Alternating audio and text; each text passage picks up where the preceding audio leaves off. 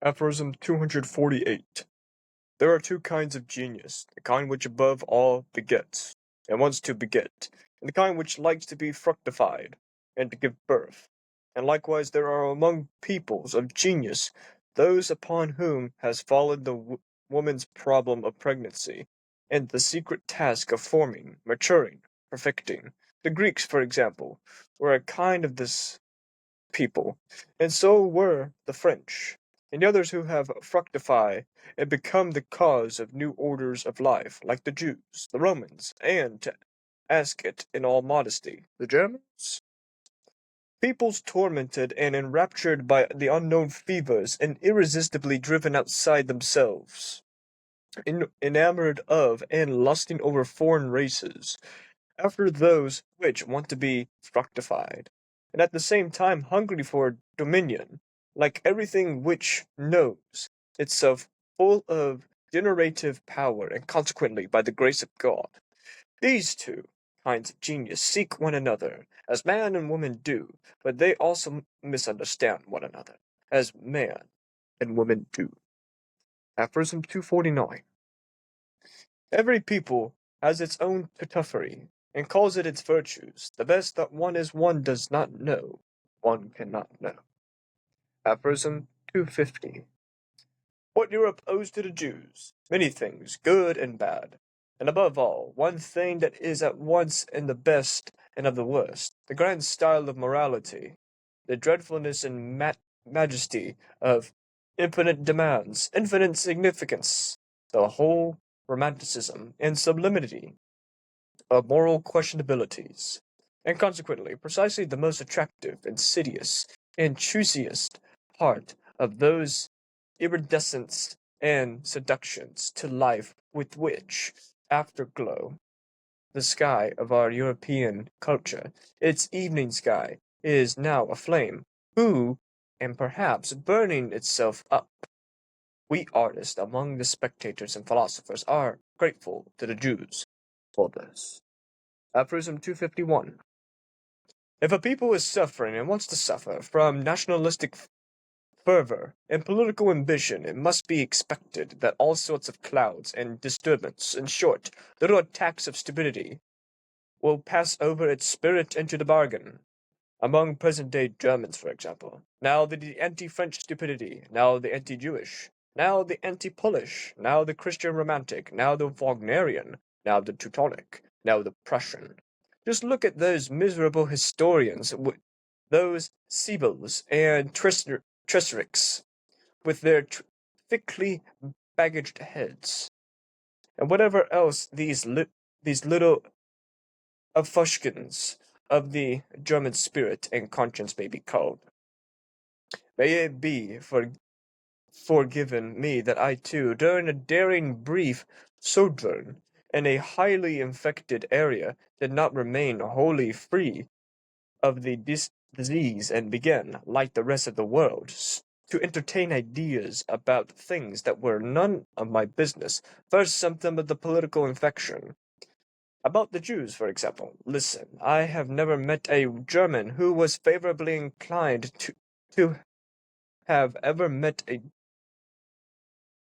too inclined towards the Jews, and however unconditionally all cautious and politic men may have repudiated real anti-Jewism.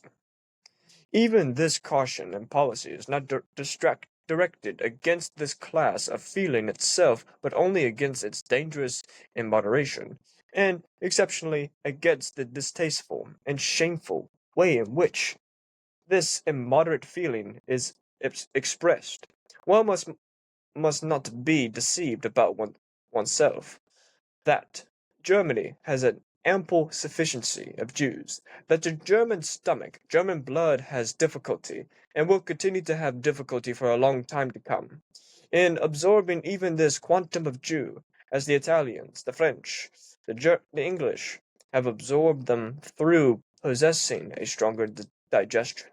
This is the clear declaration and language of a universal instinct to which one must pay heed, in accordance with which one must act. Let there be no more Jews, and close exceptionally the doors to the East, also to Austria. Thus commands the instinct of the people whose type is still weak and undermined, so that it could easily be effaced, easily extinguished by a stronger race. The Jews, however, are beyond all doubt the strongest, toughest, and purest race at present living in Europe. They know how to prevail even under the worst conditions, better than any other condition favorable of theirs, by means of virtues which one would like to stamp as vice, thanks above all to a resolute faith which does not need to be ashamed before modern ideas. They change when they change, only in the way in which the Russian Empire makes its conquests. An empire that has time and it is not yesterday, namely according to the principle as slowly as possible. A thinker who has the future of Europe on his conscious will, and all the designs he makes for this future, take the Jews into account as well as he take the Russians, as the immediately surest and most probable factors in the great game and struggle of forces. That which is called nation in Europe today is actually more of a res fecta than nata. Indeed, sometimes positively resembles a res ficta de picta. Is in any case something growing, young, easily disruptible, yet a race, but alone with a era perennis, as the Jewish type is. These nations should certainly avoid all hot-headed rivalry and hostility very carefully. That the Jews could, if they wanted, or if they were compelled, as the anti-Semites seem to want, even now predominate, indeed quite literally rule over Europe is certain, that they are not planning and working towards that is equally certain. In the meantime, they are rather wanting and wishing, even with some importunity, to be absorbed and assimilated by and into Europe. They are longing to be finally settled, permitted, respected somewhere, and to put an end to a nomadic life, to the wandering Jew.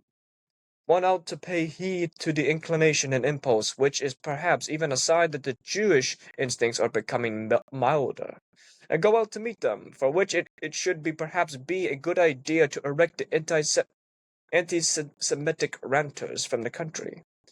Go out to meet it with all caution, with selectivity, such as the English nobility do. It is plain that the stronger and already more firmly formed types of the new Germanism could enter into relations with them with the least hesitation. The aristocratic officer of the march, for example. It would be interesting in many ways to see whether the genius of money and patience, and above all a little mind and spirituality of which there is a plentiful lack in the persons above mentioned, could not be added and bred into hereditary art of commanding and obeying, in both of which the above mentioned land is today classic. But here it is fitting that I mention land that could be break off of my cheerful German Germomaniac address, for already I am touching on what is to me serious, on the European problem as I understand it, on the breeding of a new ruling class in Europe. Aphorism 252. There are no philosophical race, these English. Bacon signifies an attack on the philosophical spirit in general. Hobbes, Hume, and Locke, a debasement and devaluation of the concept philosopher. For more than a century, it was against Hume that Kant rose up. It was Locke whom Schelling had a right to say, "Je méprise Locke." In their struggle against the English machinists' stultification of the world, Hegel and Schopenhauer were, with Goethe, of one chord. Those two hostile brothers, geniuses, who strove apart towards the antithetical poles of the German spirit, and in doing so wronged one another as only brothers wrong one another. What is lacking in England has always been lacking was realized well enough by the semi-actor and rhetorician, the tasteless muddlehead Sarele, who tried to conceal behind passionate grimaces that he knew about himself, namely that was lacking in Sarele. Real power of spirituality, real depth of spiritual insight, the short philosophy. It is the characteristic of such an unphilosophical race that they should cling firmly to Christianity. They need its discipline if they are to become moral and humane.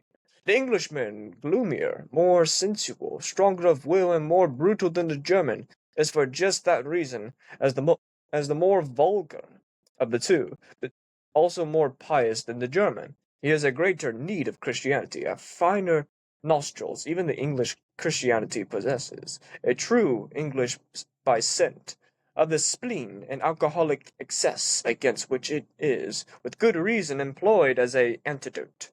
The subtlest poison against the coercer, and indeed as subtle poisoning, is in the case of coerced peoples already a certain progress, a step towards spiritualization. English coarseness and pleasant seriousness still finds its most tolerable disguise in Christian gestures and in praying and psalm singing. More correctly, it is best interpreted and given a new meaning by those things, and as if for those drunken and dissolute cattle who formerly learned to grunt morally under the constraint of Methodism, and more recently as the Salvation Army. A spasm of penitence may really be the highest achievement of humanity to which they can be aroused, that which may fairly be conceded. But what offends it, even in the most humane Englishman, is, to speak metaphorically, and not metaphorically, his lack of music. He has in his movements of his soul and body no rhythm and dance, indeed none even the desire for rhythm and dance, for music. Listen to him speak. Watch the most beautiful English women walk. In no land on earth, in no land on earth, are there more beautiful doves and swans. Finally, listen to them sing. But I am asking too much. Welcome, everyone, to another episode. I briefly had a break from the technological world for my personal world, aka being selfish for my solitude. We begin with two crucial subjects, one that we'll be describing later, but the first one is some some intriguement of Nietzsche's eugenics, which Plato advocated for.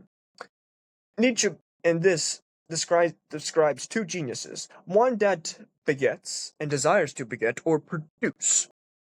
Another one is keen to fructify or fructification, aka that produces or give birth.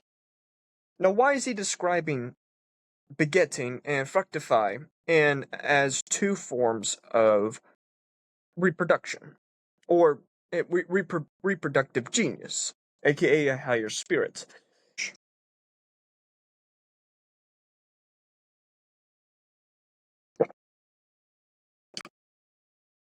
He's describing how this befallen issue of pregnancy, this secretive task of formulation, maturing, and perfection, is what the Greeks acted on, while at the same time valued.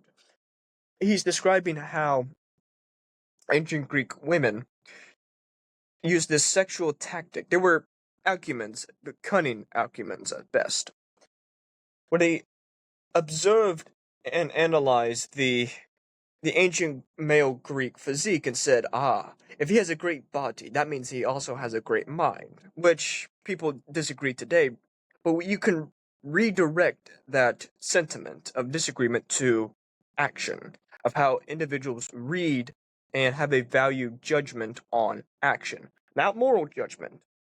Differentiate the two. So now he associates that issue with the lack of how women perceive men in a classical sense. He says it too, where this kind of people is everywhere, that is French, and others who have to fructify and become the cause of new orders of life, like the Jews, the Romans, and, to ask it, in all modesty, the Germans.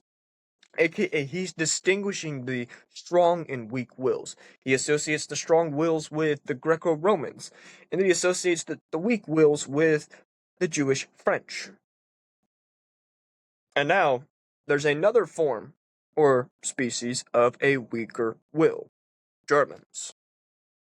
He simply says, peoples tormented and enraptured by the unknown fevers and irresistibly driven outside themselves, enamored of and lusting after foreign races, after those which want to be fructified, and at the same time hungry for dominion, like everything which knows itself full of generative power, and consequently, by the grace of God, to simply say he's distinguishing the two of begetting and fructify, of one is strategic of reproducing, while the other one is blindly reproducing to recycle the same morality or the same imperfect, immature, and dissolute form of child.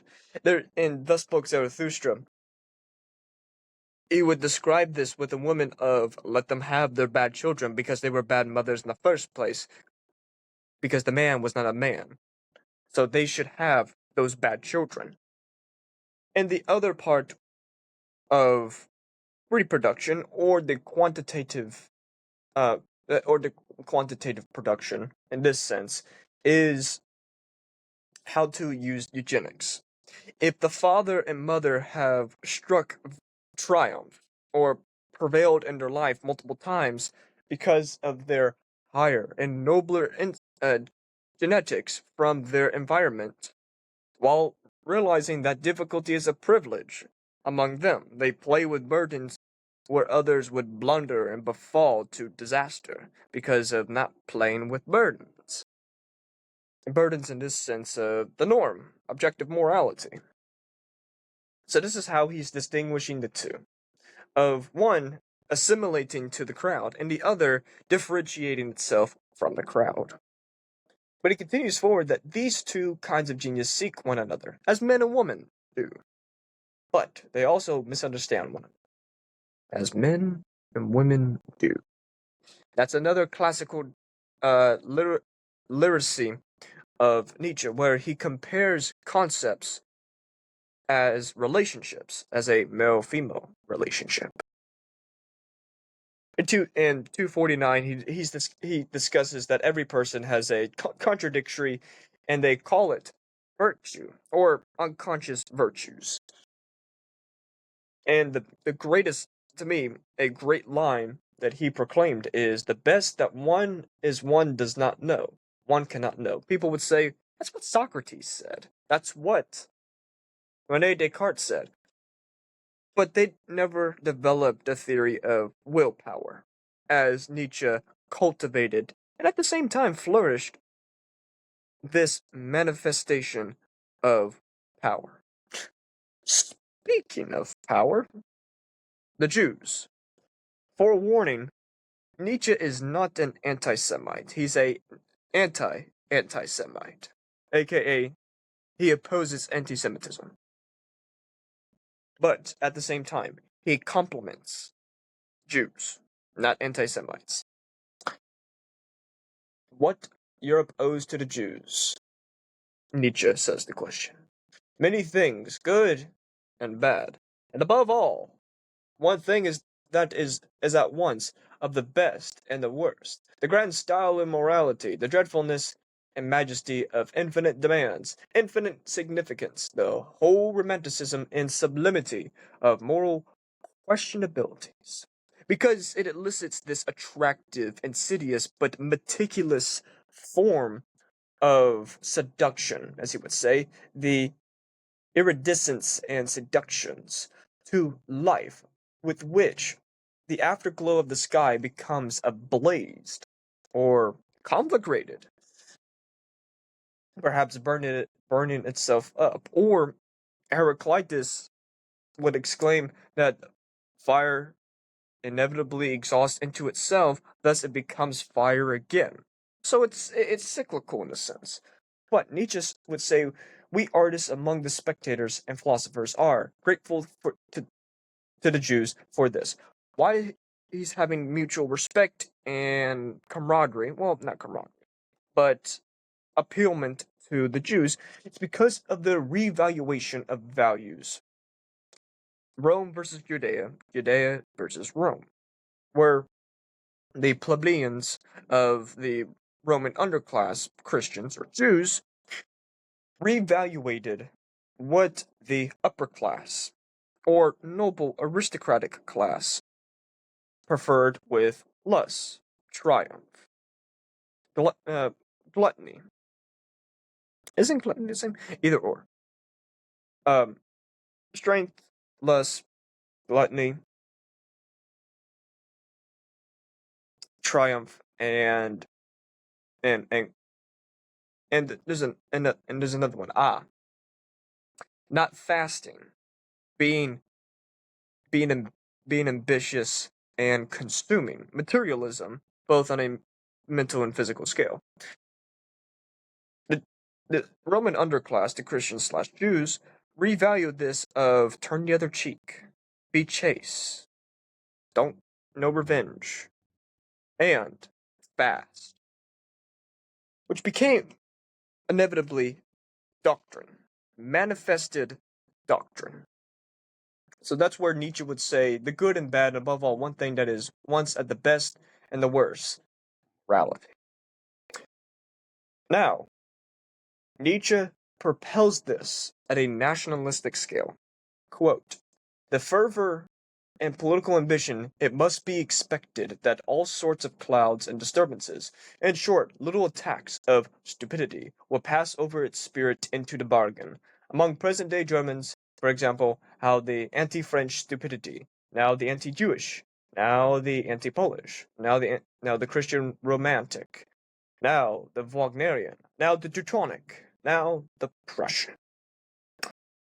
And I'm concluding the book early, because this is a great topic to discuss. Yes, I'm excluding the next aphorism because he's discussed multiple times of Goethe, Hegel, Schelling, Locke, Hume, Kant, including his precursor, Schopenhauer. But what he's discussing here on a nationalistic fervor and political ambition is what he was describing in previous aphorisms, where when two separate races amalgamate or energetically collide, it creates a explosive and spasmodic effect on a political, geopolitical, moral, and physiological scale. Enter the Jews. For millennia, Jewish individuals were the blunt of every torment, of every slander, of every egregious act committed. One example, everyone's thinking it, the Holocaust. Another example, Nero's conflagration and flame torment of the Christians. Another example, the Holy Wars with King Richard, Barbarossa, Philip II, Salahuddin, King Baldwin, the Leopard, etc., etc. Now, with this nationalistic and political fervor, it inevitably became a separation on a national scale. Say, for example, Jean-Jacques Rousseau. He realized the fervor in France because it was unifying. It was unifying quickly, but violently. He was observing outside of France.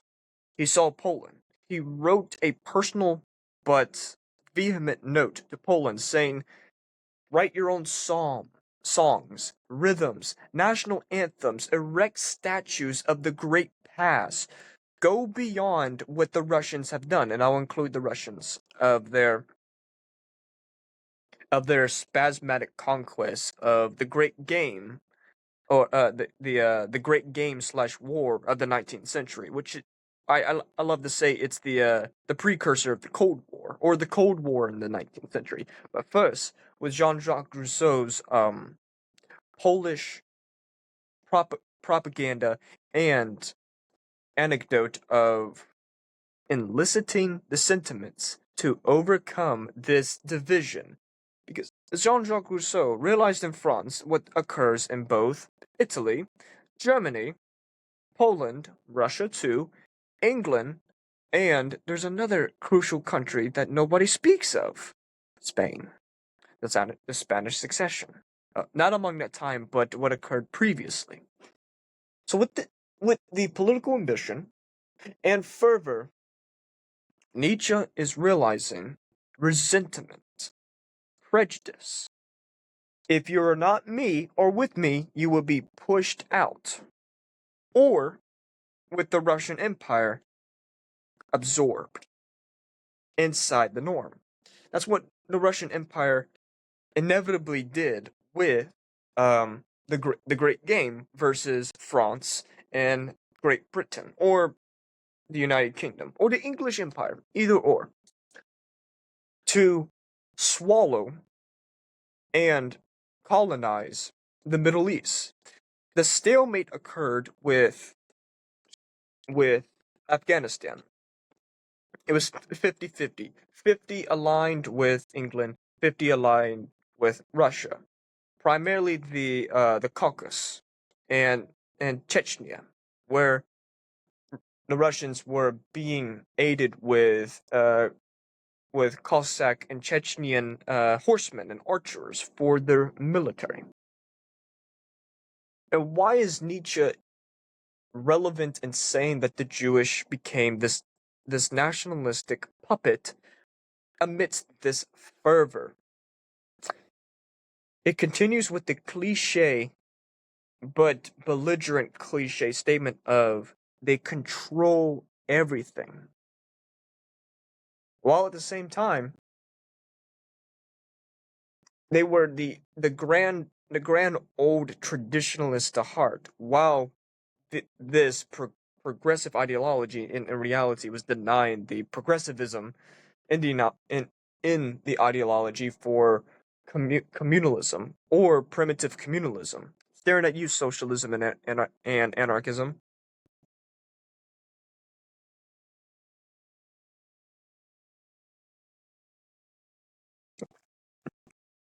While amidst of demolishing the previous order with a new order. And what Nietzsche would say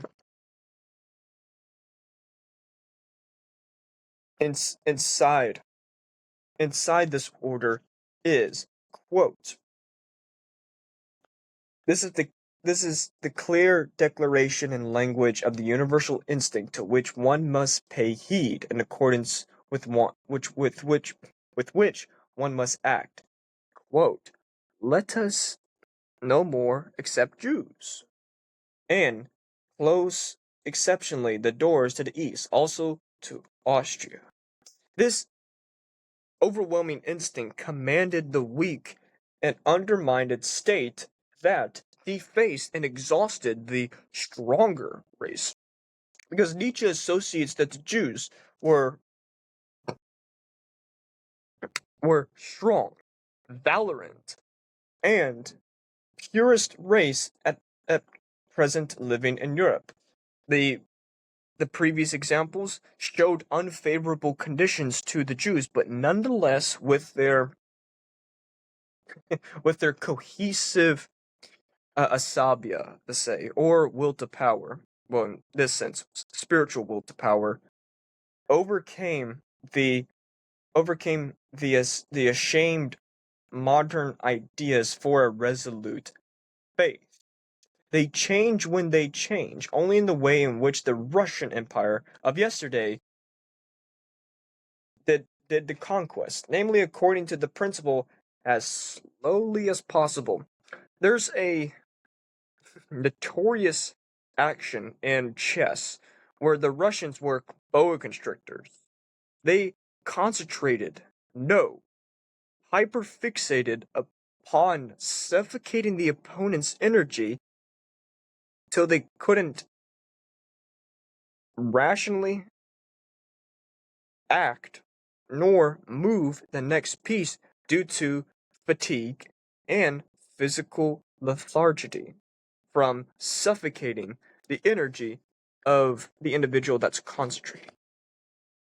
So he's associating that with the Russian Empire while it's amidst its conquest.